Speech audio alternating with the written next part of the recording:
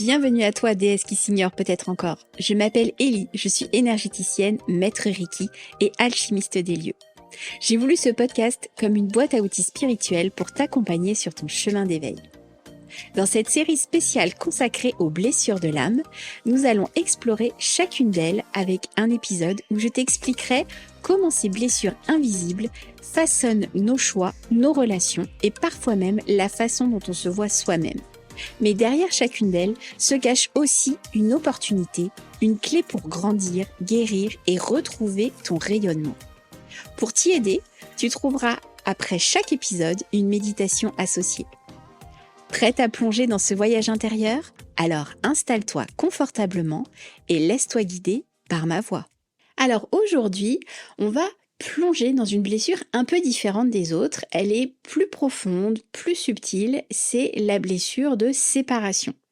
La blessure de séparation, c'est une blessure qui est très spirituelle, qui est souvent la plus ancienne, celle qui s'enracine dans la mémoire de l'âme. Elle touche vraiment le sentiment d'avoir été coupé de la source, du divin ou de l'amour originel, avant même de s'incarner, ou alors vraiment très très tôt dans la vie. Donc cette blessure, on peut la ressentir comme une sensation étrange d'être coupé de quelque chose de plus grand que soi. Comme si quelque part, t'avais perdu le lien avec la source, avec la vie ou avec l'amour lui-même. Cette blessure qui est très ancienne, comme je te l'ai dit, elle peut venir de ta naissance, d'un moment où le lien avec ta mère a été interrompu ou même encore avant. Ça peut être aussi dans la mémoire de ton âme, quand tu t'es séparé du grand tout pour venir t'incarner ici sur Terre.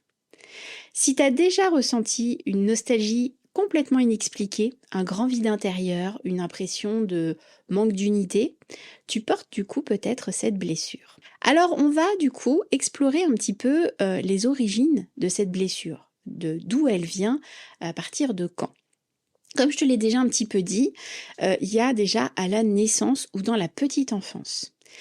Tu as pu vivre une séparation brutale du corps maternel. Tu peux avoir fait un séjour en couveuse, tu peux avoir été adopté, tu as pu avoir aussi eu des problèmes de santé et avoir été hospitalisé. Ou alors, dans un autre cas, tu peux aussi avoir eu un gros manque de présence affective. Bref, tu l'auras compris, bien souvent, ce sont des enfants qui n'ont pas eu de lien fort avec les parents à la naissance pour une raison soit médicale, soit par rapport au contexte de leur vie. Bref, il y a eu quelque chose qui s'est passé et du coup, le lien avec les parents ne s'est pas fait comme on le pense classiquement. Dans les autres origines qu'on peut trouver, il y a aussi les mémoires de la chute originelle. Donc c'est vraiment dans la vie de l'âme, carrément, hein. C'est le moment où l'âme quitte la lumière pour venir vivre l'expérience terrestre. Il y a un film qui est très très bien fait là-dessus, un film d'animation. J'ai plus le nom qui me vient. Mais en tout cas, c'est très très bien expliqué, où justement on voit les petites cellules qui sont toutes ensemble les unes avec les autres, et puis à un moment donné, pouf, on les attire sur Terre, elles se font emmener, et certaines en fait le vivent très très mal, parce qu'elles ont absolument pas envie d'y aller, quoi. Ensuite, en troisième point, dans les origines de la blessure, il y a le transgénérationnel. Donc ça, c'est lié aux lignées qui sont marquées par le deuil, par les ruptures, par les pertes d'enfants, les exils et les amours impossibles. Alors, vous allez me dire, il y a quand même pas mal de personnes qui ont dû sans doute vivre ça parce que dans les familles, dans les lignées, il y a beaucoup d'histoires justement où il y a pu y avoir des ruptures très difficiles, où il y a pu avoir des pertes d'enfants parce que des fausses couches ou des avortements ou des accidents, bref, il y a pu en avoir un paquet. Et puis avec les guerres aussi, il y a eu pas mal d'exils. Donc là, vraiment, c'est pour dire que ça n'atteindra pas tout le monde, bien sûr, mais il y a des âmes qui vont être beaucoup plus sensibles à ces mémoires qui vont s'inscrire du coup de génération en génération. C'est du coup ce qu'on appelle le transgénérationnel. Alors, il faut comprendre que cette blessure, elle s'imprime profondément dans tes cellules. Elle crée du coup la peur d'être abandonné par le divin ou l'impression qu'il y a quelque chose qui te manque tout le temps. Toujours. Il y a un manque constant, perpétuel.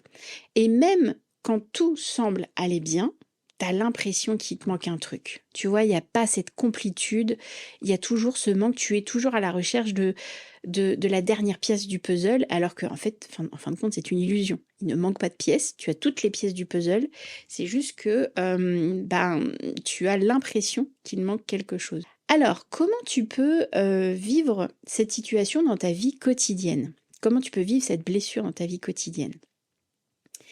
C'est d'abord avoir le sentiment de vide intérieur ou alors d'une nostalgie permanente. Bref, tu as l'impression d'être toujours un peu déprimé, toujours un peu perdu, toujours un peu, tu vois, une fois de plus, il manque quelque chose, il y a un trou quelque part, comme s'il y avait un courant d'air en fait. Deuxième point, tu peux avoir des difficultés à rester longtemps dans l'incarnation. Donc ça veut dire ici sur Terre, dans le sens où tu vas avoir tendance, enfin, quand je dis sur Terre, ça veut dire les pieds sur Terre, bien évidemment. Donc ça veut dire que tu vas vite partir dans des rêveries. Tu vas possiblement aussi avoir une forme de fuite dans le spirituel. Tu vas trouver ça vachement agréable et beaucoup plus cool que la vie terrestre. Tu peux aussi avoir la sensation de ne pas être d'ici. Alors, c'est vrai que c'est un aspect qu'on a vu dans la blessure de non-appartenance. Et là, pour le coup, c'est un petit rappel. Moi, je trouve elles sont de toute façon toutes liées les unes aux autres. Et ça serait pas déconnant qu'on en ait tous une petite part, de toute façon, qui peut ressortir à des moments ou à d'autres.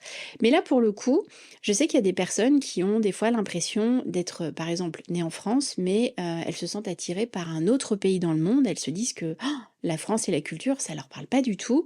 Elles sont plutôt, je sais pas, sur une culture plutôt américaine ou alors une culture asiatique, peu importe. Mais du coup, c'est un peu comme s'il y avait une erreur de casting. Troisième point, en termes de manifestation dans ta vie quotidienne, tu peux être aussi à la recherche constante d'un amour absolu, voire fusionnel. C'est-à-dire que toi, c'est à la vie, à la mort, que ce soit en amitié ou en amour, tu cherches vraiment la fusion, tu cherches vraiment quelque chose d'intense. Sauf que bien souvent, sur cette terre, on vit plutôt des expériences qui nous challengent à ce niveau-là, et c'est plutôt rare de trouver la totale, l'amour absolu à 100%. Ça peut arriver, heureusement, mais c'est vrai que du coup, ça peut rendre malheureux dans les histoires d'amour, parce que ça peut vite étouffer l'autre, qui n'a pas du coup la même blessure que toi. L'autre point, c'est que tu peux avoir une peur viscérale de la perte, du rejet ou de la mort. Alors, tu vas me dire, oui, bon, bah ça, après, je crois que tout le monde est un petit peu touché par ça, c'est vrai, mais à plus ou moins grande échelle. Là, pour le coup, c'est vraiment tout ce qui est effectivement de l'ordre du manque, de perdre, de se sentir rejeté, de disparaître carrément. Là, du coup, il y a vraiment cet esprit où c'est inconcevable de penser à la mort parce que tout de suite, crise d'angoisse, quoi. Ça peut rappeler aussi justement ce moment où il y a eu cette cellule qui s'est détachée du grand tout et qui a été envoyée sur Terre. En fait, elle avait rien demandé et là, ça a été la panique totale. Mais moi, j'étais bien. Qu'est-ce qu'on m'emmène ailleurs? Et en plus, super, dans un endroit où ça va être la lutte, quoi. Donc c'est un petit peu ça aussi qui fait peur. C'est un petit trauma quand même, hein. Dernier point, c'est la difficulté à te sentir connecté à ton corps. C'est vraiment avoir l'esprit qui plane souvent, être au-dessus, tu vois, à planer un petit peu, cuculer les petits oiseaux. Tu peux être vraiment bloqué dans tes sphères mentales ou subtiles sans arrêt. Ce qu'on appelle aussi pour beaucoup être perché. Avec un gros manque d'ancrage. Mais parce qu'en fait, c'est tellement facile d'aller se connecter là-haut, parce qu'on a tellement envie d'y retourner, parce que c'était tellement bien, que la vie terrestre peut être compliquée pour ces profils-là. Donc, je vais te donner un exemple pour que tu te rendes compte un petit peu de ce que ça peut représenter dans la vie de tous les jours. Par exemple, tu es dans un groupe, tout se passe bien, et puis d'un coup, tu as un sentiment de distance qui t'envahit. Et alors là, tu n'arrives plus du tout à te sentir dedans. Tu vois ce que je veux dire? Tu peux avoir l'impression d'un seul coup de sentir que waouh, tu es fatigué, tu vois? Tu as envie de prendre de la distance, tu as envie d'aller te reposer parce que waouh, tu plus dans le même délire en fait. Il y a quelque chose qui fait que tu peux être très sensible aux variations d'humeur et d'émotion dans un groupe.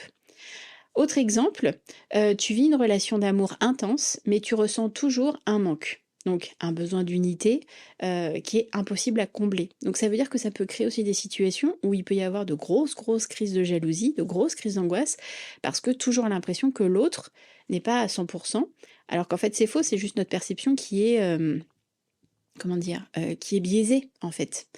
Donc c'est aussi un challenge pour aller travailler sur cette blessure aussi de rejet, mais là du coup on voit qu'elle est aussi complétée avec cette blessure-là. Alors, ce qu'il faut comprendre dans le message spirituel de cette blessure, pourquoi elle existe, pourquoi ça nous tombe dessus, la blessure de séparation, c'est absolument pas une punition. Même si tout ce que je viens de dire avant, ça semble être quand même un sacré boulet. Et on peut se dire, non mais ouais, mais moi j'ai pas signé pour ça. En fait, c'est juste que cette blessure, elle va t'inviter à la reconnexion. En fait, cette blessure, elle te rappelle que la séparation, c'est une illusion, que tu n'as jamais vraiment été coupé du divin, de la vie ou de l'amour, que tu as simplement oublié ce lien en venant t'incarner. Cette blessure, elle te pousse à réintégrer ton essence spirituelle dans la matière, à unir le ciel et la terre, le corps et l'âme, le visible et l'invisible. C'est vraiment le chemin de la reconnexion intérieure, celui où tu cesses de chercher l'unité à l'extérieur parce que tu la redeviens à l'intérieur. De toute façon, il n'y a pas de mystère, tout est lié, intérieur, extérieur.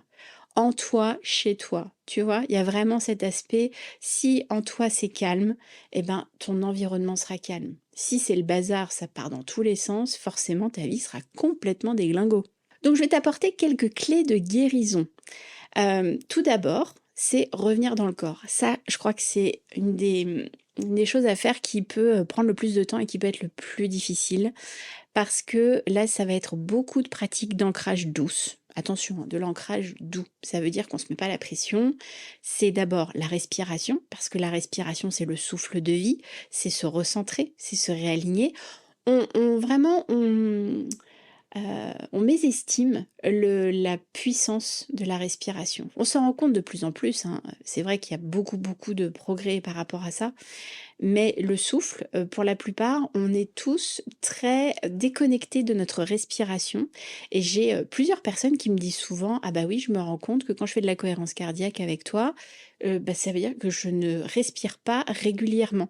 J'ai même des personnes qui me disent que par moments, elles se surprennent à être en apnée, ce qui n'est absolument pas cohérent avec, avec le souffle de vie, en fait, qui est censé nous parcourir toute la journée, parce que c'est quand même le souffle qui fait circuler les énergies dans notre corps.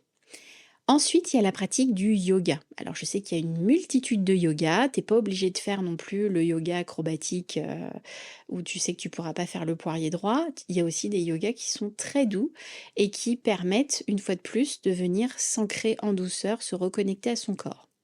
Il y a la danse intuitive. Alors la danse intuitive, j'avoue que c'est déjà un step au-dessus. C'est vraiment se dire, je mets de la musique et je danse n'importe comment, je m'en fiche. Alors bien sûr, la plupart du temps, on le fait, quand on est seul, mais c'est vraiment danser comme on a envie, même si c'est ridicule, même si on bouge les bras et les jambes dans tous les sens, on s'en cogne. L'idée, c'est vraiment de venir, une fois de plus, faire bouger l'énergie dans le corps. C'est intégrer le corps dans justement une pratique où on se connecte terre-ciel et c'est intéressant de voir qu'au fur et à mesure, notre corps va bouger différemment et va peut-être même s'aligner, à un autre rythme. Bref, il y a une évolution. Peut-être qu'au départ, il va être tout raide et puis au fur et à mesure, il va s'assouplir. Et puis après, il y a une pratique que j'aime énormément, c'est la pratique de l'automassage. Le fait de, par exemple, se masser les pieds, se masser les mains, se masser les épaules, le ventre, peu importe. De toute façon, on peut se masser tout ce qu'on veut à partir du moment où on prend un temps, où du coup, on se dit, voilà, c'est ce moment pour moi. Alors, on n'est pas obligé de le faire pendant 3 heures, hein, c'est un petit moment à soi. C'est choisir le meilleur moment où on ne sera pas dérangé, où on pourra du coup être au calme, pour aussi du coup se réancrer, toucher notre corps, la texture de notre peau. Est-ce qu'il y a des sécheresses? Est-ce que c'est doux? Est-ce que c'est sec? Est-ce que c'est souple? Est-ce que c'est raide? Est-ce que ça me fait mal ou pas? Peu importe. Est-ce que c'est agréable? En fait, c'est hyper important parce que ça va aussi jouer sur votre confiance en vous, le fait de vous reconnecter à votre corps et ça va vous détendre également parce que vous allez pouvoir retirer les tensions. Ce qu'il faut comprendre par rapport à ces pratiques d'ancrage, c'est que le fait de sentir votre corps comme un temple sacré, ça vous permet aussi de sortir de l'idée que votre corps est une prison. Elle enferme votre âme. C'est-à-dire qu'il y a des personnes qui ne se sentent pas de cette planète, la blessure de non-appartenance, et donc qui peuvent subir leur incarnation en se disant mais moi j'ai pas choisi ce corps, moi je me sens pas bien dans ce corps, moi je me verrais plus dans un corps plus élancé, plus fin, plus grand, plus tout ça. Et ben en fait là on est en train de dire que de toute façon, techniquement, c'est notre âme qui a choisi notre corps.